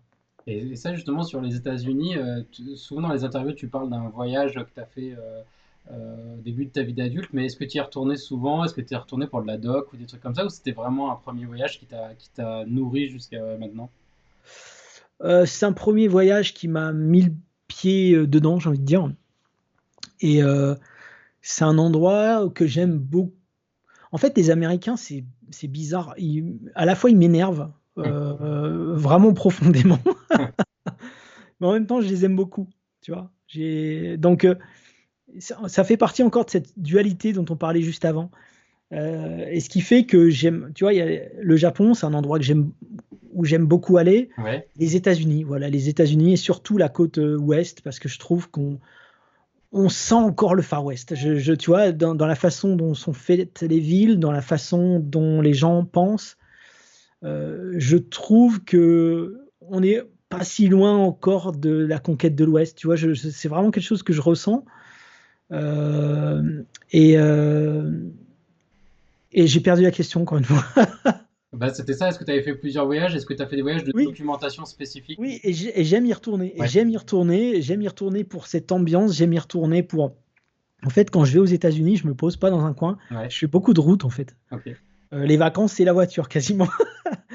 Et je m'arrête, et je m'arrête. Et des fois, je me dis, tiens, si on tournait par là. D'ailleurs, ça me rappelle une anecdote, c'est que j'étais avec Sullivan Rouault et Jérémy et Yuck, justement, on était en voyage pour aller au San Diego Comic Con. Ouais. Et j'aime bien, de temps en temps, me dire, tiens, vas-y, on prend cette sortie, tu vois. Et à un moment donné, on avait besoin d'essence, on pouvait encore rouler, et je dis, et je fais dans le GPS station la plus proche, et il nous indique une sortie, et je dis, bah vas-y, on y va. Tu vois, on ne sait pas où on va atterrir, mais j'aime bien ce côté Ouais. surprise. Manque de bol, cette fois-là, on arrive, donc on prend une route qui nous paraissait quand même un peu bizarre, puis je dis, mais tiens, c'est bizarre, ça ressemble pas à une ville, et on avance, et on avance, et on avance, et on est en plein désert, et là, d'un coup, on commence à se rendre compte que au loin, on voit une petite guérite, on voit plein de panneaux interdits, machin, interdit de prendre des photos et tout, et on arrive dans une base militaire, tu vois. Et les soldats, ils sont la main sur le flingue et ils nous demandent, un, qu'est-ce qu'on fait là? Et deux, comment on a trouvé la route? Et je dis, bah, en fait, on cherchait une station essence et c'est le GPS qui nous a dit de tourner là. Et en fait, le GPS, pour une raison que j'ignore complètement, certainement qu'il y a un point d'essence ou je sais pas, et il nous a mis comme si c'était une station d'essence civile, quoi. Hmm. Et donc, nous, on s'est retrouvés là, hautement suspects, tu vois. Et les mecs nous ont dit, vous allez nous suivre. Donc, je dis, merde, on va où là? Vous allez nous suivre. On est rentré dans la base militaire. Il nous dit, vous allez, sans faire de coup d'accélérateur ou quoi que ce soit, les mecs, ils avaient la main sur le truc. Hein. Vous allez tourner tout doucement et vous allez repartir gentiment d'où vous êtes arrivé. Tu vois. Et moi, je te jure, je disais, ne pas caler, quoi. Tu vois, ne pas caler. Florent, ah non, il y avait Florent, je dis n'importe quoi, c'était Florent, c'était pas Yoc. Et Florent derrière qui a dit, Ron, tu veux que je filme? J'ai dit, non, ne filme pas. Ne filme rien, mec, parce que là, on est mal, tu vois. Et puis donc, tu sais, on se faisait tout petit, quoi. Et on est reparti, personne ne mouftait dans la voiture. Et après, on est reparti. Bon, bref, c'est le genre de surprise que j'aime beaucoup. Et c'est le genre de truc que j'ai envie de reproduire. Tu vois, par exemple, dans l'arc 2 de Mutafka, j'aurais voulu faire cette scène. Ouais. Je ne l'ai pas faite, donc j'ai transposé dans un restaurant. Oui, c'est ça, il y a un truc approchant quand même avec le diner. Voilà. Situation qu'on a vécue aussi, ouais. Mais dans un autre voyage. Mais voilà, c'est ce genre de surprise que j'aime beaucoup aux États-Unis. Et j'aime bien me paumer dans les coins, vraiment dans les bleds, quoi. Tu vois, j'aime bien voir comment ils vivent. J'aime bien m'arrêter dans la petite station-service, voir ce qu'ils vendent. Il y a un truc qui est très commun là-bas aux États-Unis, surtout à la côte ouest, c'est des sucettes avec un scorpion dedans, tu vois. Ouais. Et c'est des choses, la première fois que tu vois ça, tu débloques. Bon, maintenant, quand je vois ça, voilà, ça fait partie du paysage habituel. Mais j'aime bien les revoir. Je dis, ah oui, tiens, c'est vrai, il y a ce petit truc et tout. Donc, j'aime bien, en fait. C'est vraiment un endroit que j'aime beaucoup visiter. Et tu dis que tu roules et tout, mais est-ce que tu fais aussi des carnets de croquis ou tu emmagasines pour plus tard ou, Je fais beaucoup de photos, en fait. Ouais, carnet de croquis, moi, c'est pas mon truc parce que je vais pas rendre service. Je vais pas me rendre service à moi-même déjà. Tu vois. Et puis, et c'est trop fastidieux, tu vois. Parfois, il y a une ambiance qui marche et tout, un endroit que j'aime bien, clac, je prends en photo, je me dis, ça me servira de rêve pour plus tard. Ouais. J'accumule comme ça des refs et des refs et des refs, ne serait-ce que pour le film, hein, il fallait énormément. Tu vois, le studio 4C, pour la plupart, ils n'étaient jamais allés aux États-Unis, donc il fallait absolument qu'ils comprennent qui étaient les États-Unis. Et je sais que dans les premiers décors qu'ils faisaient, les rues, elles étaient très tokyoïtes, quoi. Très étroites, des petites voitures cubes et tout. J'ai dit, non. Los Angeles, c'est la rue là que vous avez faite, vous en faites 8 comme ça, tu vois. Donc et les voitures, vous les faites grandes. Enfin, tu vois, tout est grand. Il faut que ce soit grand, il faut que ça respire, tu vois. Donc et ça passe beaucoup aussi par la photo du coup. Et heureusement, maintenant, il y a Google Maps ou Google Maps ou Google Earth où je pouvais leur envoyer carrément des liens sur lesquels ils cliquaient et ils pouvaient aller voir virtuellement, ils pouvaient regarder un petit peu, se faire une idée de l'espace entre les bâtiments, etc. etc. C'est une question de Geoffrey qui te demande pourquoi il n'y a plus de pages façon manga comme il y avait dans le premier arc. Alors, pour deux raisons. La première, c'est que rien dans ce tome ne justifiait ça, sauf l'attaque du sushi bar. Je t'avoue que j'y ai pensé, mais je me suis dit, commencer direct avec une rupture graphique, c'est pas terrible. Surtout peut-être pour les nouveaux gens qui vont rentrer dans l'univers, parce que l'idée c'est aussi de recruter des nouveaux lecteurs suite au film. Ouais. Donc je me suis dit, si j'attaque direct avec une rupture graphique, je vais les paumer. Et ensuite, dans le reste de l'histoire, je trouvais qu'il n'y avait rien il n'y avait pas de passage qui justifiait une rupture graphique comme ça, ou même un changement de papier. Ce qu'on va par exemple retrouver dans le tome 2. Tu vois, dans le tome 2, c'est quelque chose, je vais renouer avec ça, avec cette idée. Tout simplement parce que ça se justifie. Ouais. Et puis parce que aussi, je trouve que ça fait partie de l'ADN du projet. Donc, ça reviendra au tome 2. Puis pour tous les gens qui auront été frustrés de ne pas retrouver ça dans le tome 1, ça sera la petite, j'ai envie de dire, ça sera la petite récompense pour avoir patienté, quoi. Et justement aussi, en parlant de rupture, il y a beaucoup de pages avec du texte, d'inserts, des choses comme ça. C'est quelque chose que tu fais aussi dans le Reader. Ouais. Le Reader, pardon. Et du coup, ça, c'est un truc que tu as spécifiquement envie de travailler. Bon, là, il y a le côté des informations, etc., que tu travailles aussi dans Mutafukaz, mais c'est un truc qui te tient à cœur. Alors, tu vois, par exemple, dans Mutafukaz 2, c'est beaucoup moins informatif que dans un low reader, par exemple. Ouais. Il y a quasiment rien. Il y a un petit truc informatif, c'est les sushis saumon ne sont pas japonais, quoi. Tu le mets à l'écran là en ce moment. Ah, ok. À part ça, c'est juste du délire dans la diégèse, si tu veux. Des trucs, par exemple, tu vois, le Little Tokyo, en tout cas le Tokyo Plaza, comment il est, tu vois, j'ai fait un petit plan, etc. Ouais. C'est aussi des screenshots, j'ai envie de dire, de réseaux sociaux ou même de quand ils s'en vont, par exemple, chercher le camping-car. on voit un petit peu la page, tu vois, avec les commentaires de plein de gens qui se plaignent du truc, tu vois. Il y a 99% d'avis négatifs et 1% d'avis positifs. Tu devines que c'est le propriétaire qui l'a mis, tu vois. C'est des petits trucs qui m'amusent comme ça. Je m'inspire un peu de la vie, j'ai envie de dire, réelle des réseaux sociaux.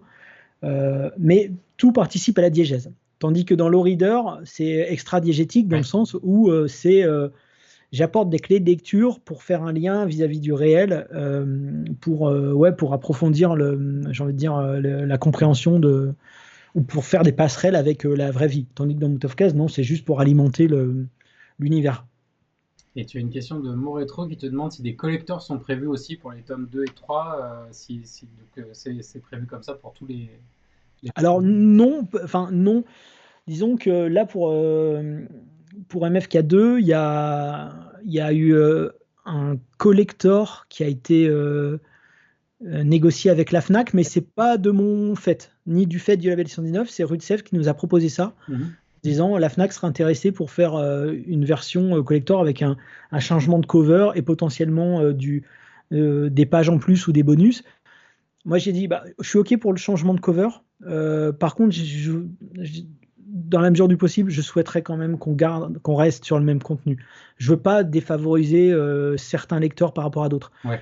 Là, ça reste cosmétique, si tu veux. Bon, la cover est différente, mais l'intérieur est le même. Donc, j'ai dit OK pour ça, ça me pose aucun problème. Au contraire, c'est bien parce que ça veut dire que la FNAC qui propose ce deal s'engage sur l'achat, tu vois, d'un certain nombre de BD, parce que le système habituel chez les libraires, c'est que c'est presque équivalent à un dépôt-vente. C'est-à-dire qu'ils n'achètent pas les BD, on dépose les BD, et celles qui vendent, hop, ils reversent une partie pour eux, une partie pour l'éditeur, qui ensuite reverse à l'auteur. Mais celles qui ne vendent pas, ils les renvoient à l'éditeur. Tandis que là, quand la FNAC fait par exemple ce genre d'opération, ils disent on s'engage sur 1000, et les 1000, ils les achètent. Donc, ça vaut le coup pour tout le monde dans le sens où pour l'éditeur c'est bien parce que du coup ça fait 1000 ventes assurées. Pour l'auteur c'est bien parce que ça veut dire que la FNAC va mettre en avant leur version, tu vois, donc en termes de visibilité c'est bien. Et pour la FNAC c'est bien parce qu'ils ont un projet, enfin ils ont on va dire un produit, pour parler dans leur langue. Ils ont un produit différent à proposer à leurs consommateurs. Ouais. Tu vois, donc voilà. Et justement, ça me permet de poser une question sur les couvertures. Comment tu choisis tes couvertures? Tu fais plusieurs essais, tu valides avec l'éditeur, avec le label, ou au contraire, tu avais une idée très précise au tout début de ta couve? Non, j'avais plus ou moins une idée. Alors sur la cover, j'avais sollicité beaucoup Guillaume Saint-Gelin. Ouais. J'avais dit Blacky, je bloque sur la cover, je sais pas trop quoi faire et tout. Et à force d'en parler avec lui, j'ai commencé à avoir une idée un peu. Je me suis dit, ah ouais, tiens, c'est vrai que ce qui est important, c'est le camping-car, c'est les personnages et tout. Et il m'a fait plusieurs propositions de couverture que je trouvais très bien, mais je me sentais pas à la hauteur de le faire bien. Okay. Donc j'ai dit, ouais, Blacky, là, c'est cool, mais putain, là, tu m'as fait des trucs, moi, je suis pas capable de faire ça, tu vois. Donc j'ai dit, je vais rester sur une idée simple. Je vais faire le camping-car, je vais les faire devant en loose. Et puis derrière le camping-car, je vais montrer deux factions, tu vois. Comme ça, on renoue aussi un peu avec l'univers un peu what the fuck, Moutafoukaz, militaire chelou, violence et gun et tout. Et avec le côté loose total, quoi. Donc je me suis dit, c'est une bonne cover. Et ensuite, quand Rue de Sèvres m'a proposé une cover collector pour la FNAC, je me suis dit, ah bah tiens, j'ai envie de les faire un peu plus poseurs, tu vois.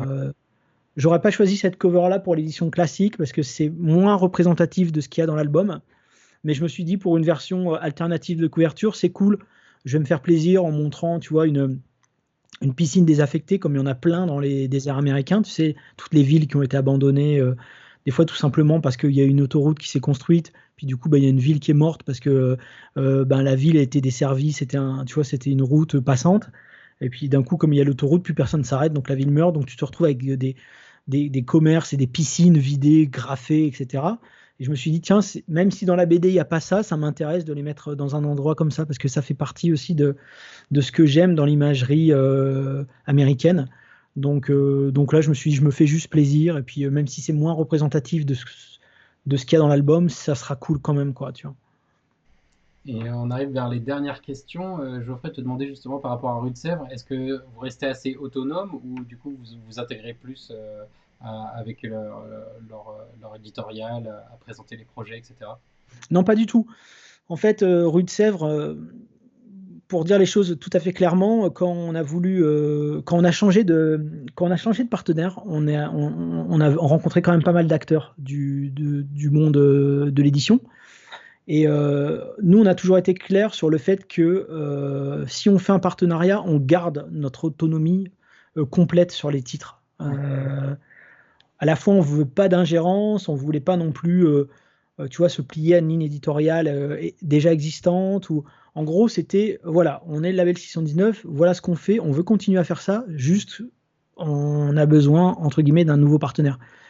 Pendant un moment, on a pensé à faire nous-mêmes de l'édition, mais on s'est vite rendu compte que on est avant tout des raconteurs d'histoire, on n'est pas des gestionnaires, on n'est pas des managers, on n'est pas des businessmen, on n'est rien de tout ça. On veut juste faire de la BD, tu vois. Donc, donc voilà. Et quand on a rencontré tout le monde, on s'est tout de suite bien entendu avec Rue de Sèvres. Parce que Rue de Sèvres, c'est exactement ça qu'ils cherchaient. Ils voulaient trouver des gens autonomes, tu vois, avec lesquels travailler pour pouvoir élargir leur spectre éditorial, voilà, tout simplement. Donc, on s'est vite compris dans le sens où nous, on apporte les projets et vous nous apportez votre savoir-faire par rapport à l'aspect technique, les imprimeurs, le market, la com, toutes ces choses-là. Et un truc qui nous a vraiment séduit, c'est qu'eux, ils sont très attachés à la fabrication, tout comme nous. Et là où dans les autres maisons d'édition, ils délocalisent beaucoup, eux, ils cherchent vraiment à travailler avec des imprimeurs français ou belges. Je veux dire, le plus loin, tu vois, c'est belge. Et je sais que nous, on travaille vraiment enfin, voilà, je ne veux pas faire cocorico, quoi que ce soit, mais il y a une proximité aussi qui fait qu'il y a un savoir-faire, tu vois, français et belge. Les Flamands sont très forts en impression. Qui nous a rassurés, tu vois, qui nous a rassurés et on s'est dit, ok, je crois qu'on partage le même, la même philosophie par rapport à ça. Et puis en plus, les équipes étaient super compétentes, super enthousiastes. Ils connaissaient déjà nos projets. On arrivait à échanger. Ils avaient lu Mouta 86, ils avaient lu du moins les premiers chapitres qui étaient sortis. J'étais même étonné. Je dis, ah ouais, vous avez lu, excellent. Ce qui n'était pas forcément le cas d'autres éditeurs qu'on rencontrait. Donc on a vraiment senti qu'ils avaient un amour du label 619 de leur côté, et nous on a senti qu'ils avaient un amour pour le livre, donc on s'est dit vas-y, c'est là qu'on doit être. Et justement, tu parlais du côté France, il y a Fred qui te demande est-ce qu'il y aura un low reader spécial France de prévu? Spécial France, pas forcément, mais c'est vrai que nous, moi, à un moment donné, j'avais écrit une histoire qui se passait en France, à Roubaix d'ailleurs, mais je me sens pas forcément encore prêt pour la développer parce que quand on joue avec la fantasmatique américaine, ça pose pas trop de problèmes, tu vois. Mais tu vois, inscrire une histoire en France se pose quand même des questions d'ordre sociétal. Tu vois, on peut moins faire des choses entre guillemets fantasmatiques, jouer sur des codes de cinéma préexistants. Tu vois, là, j'ai l'impression qu'il faudrait, ça serait un peu plus compliqué, je trouve. Donc, je me sens pas prêt pour l'instant. Mais ouais, dans l'idée, j'aimerais bien qu'il y ait quelqu'un qui me propose un projet qui envoie le boulet, qui se passe en France à fond, à fond. C'est pas encore arrivé, mais c'est vrai que je pense aussi que les gens sont intimidés de faire quelque chose qui se passe, tu vois, qui se passe en France, quoi. Bon, bah, bon entendeur si vous voyez ce live. Et on va partir sur la dernière question. Du coup, toute dernière question, c'est quoi la suite de tes projets, ce que tu peux nous dire pour les prochains, pour les prochains mois? Moi, je continue à bosser sur le tome 2 de MFK2. Hein. Donc voilà, je suis en train aussi de finaliser le script de la véritable histoire de Dahlia Noir que Florent Maudou est en train de dessiner, qui va être vraiment magnifique. Mais alors là, pour le coup, on sort aussi de notre zone de confort parce que là, c'est quasiment une BD historique et presque, j'ai envie de dire, intimiste sur un personnage qui a existé, dont on ne connaît pas grand-chose. On connaît tout de son assassinat, on ne connaît absolument rien de sa vie, en fait. Donc voilà, je suis en train de bosser là-dessus. Je continue à bosser sur les low readers à venir avec des auteurs, donc soit en suivi de projet, soit en co-scénariste, soit en scénariste. Et puis voilà, on continue de chercher des auteurs, des nouveaux auteurs, des anciens auteurs, des auteurs avec lesquels on partage, j'ai envie de dire, la passion pour à la fois la pop culture, mais aussi des BD, j'ai envie de dire, singulières, fun, divertissantes, parce que c'est Ouais. quand même ça le propos, mais quand même avec un sous-texte où, j'ai envie de dire, pas trop conne, quoi, tu vois. Ouais. Un truc quand même qui apporte un point de vue, à défaut d'être singulier, au moins pertinent, quoi, tu vois. Et juste une précision pour Short Story, c'est pour 2023, l'horizon? C'est 2023, ouais. Ok. Ouais. Bon bah merci Run pour avoir répondu. Attends, Ouais. on est en quelle année là? 2022? Ouais. Non, c'est 2022. Ah, c'est cette année. Ouais. Fin d'année? Ah bah, cool. Attends. Ouais, ouais, parce que nous, des fois, dans le planning, on est en 2024, si tu Ah veux. oui, ok. Donc, c'est vrai que des fois, je suis un peu perdu dans les années. Ouais, on est en 2022, donc non, c'est cette année. Ouais, parfait. Eh ben, Mm. très bonne nouvelle. On va se quitter sur cette bonne nouvelle. Un grand merci Run d'avoir répondu à toutes ces questions. Ben, merci à toi, merci à tout le monde d'être Ouais. passé sur le live. Ouais, merci à tous dans les commentaires d'avoir mis des commentaires sympas. Alors j'ai relayé les questions, mais vous êtes beaucoup à avoir mis des mots trop sympas dans les commentaires. Merci à tous. Pour ceux qui sont arrivés en cours de route, le replay est disponible. Vous pouvez voir le live depuis le début, bien sûr, à retrouver sur Bubble comme tous les autres lives. Je le disais tout à l'heure, le prochain c'est jeudi prochain à 18h avec Sylvain Repos pour parler de Yojimbot dans le tome 2 sort demain chez Dargo. Et je vous souhaite une bonne soirée. Je vous dis à bientôt. Salut, Salut. ciao! Ciao.